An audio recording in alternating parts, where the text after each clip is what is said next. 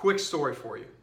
So I reached out to a business owner a couple of weeks ago and emailed him to try and grab some coffee or lunch or something so that we could sit down and connect. I could get to know him, his business a little bit, and just chat and see where we could connect from a business standpoint and even from a personal standpoint. And I didn't hear from him for a couple of weeks, so I really want to follow up and get in touch with him, but I didn't know if it was appropriate to call him again, email him, and obviously a couple weeks had passed. But a funny thing happened, because there's another individual who I was connecting with, and I needed to get postage stamps for so that I could send a thank you note to him. And as I was coming home from lunch, not coming home, going back to the office, sometimes it feels like home, right? You know what I'm saying?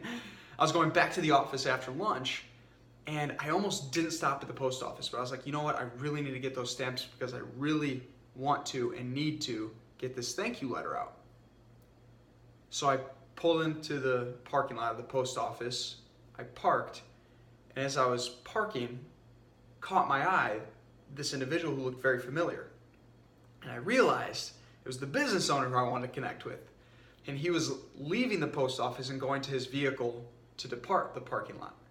So I hurried up, put the truck in park, barely got out of my truck, and I yelled, hey, hey, hey. Well, I said his name. I'm not here to tell you his name, though.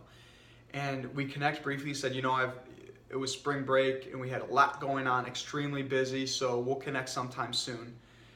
So although it was still kicking the can down the road a little bit, I was able to get FaceTime with this business owner who I'm trying to connect with.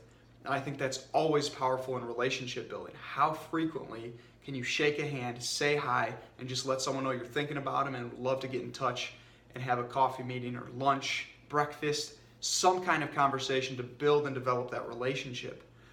So it was really fascinating because I only connected with him in person at that post office at that exact moment because I was intentional with needing to get supplies, in this case stamps, to send a thank you note to somebody else. So I think the intention of being grateful and appreciative and sending that thank you note positioned me to connect with that business owner. Now you might have heard of this thing called intentional serendipity. Sometimes I call it that. Sometimes I just think about it as grace-driven effort. God's really working in my life and providing some blessings. However you want to think about it, whatever your religious or spiritual views are, whether you're religious or not, maybe you have some thoughts about a higher power in the universe.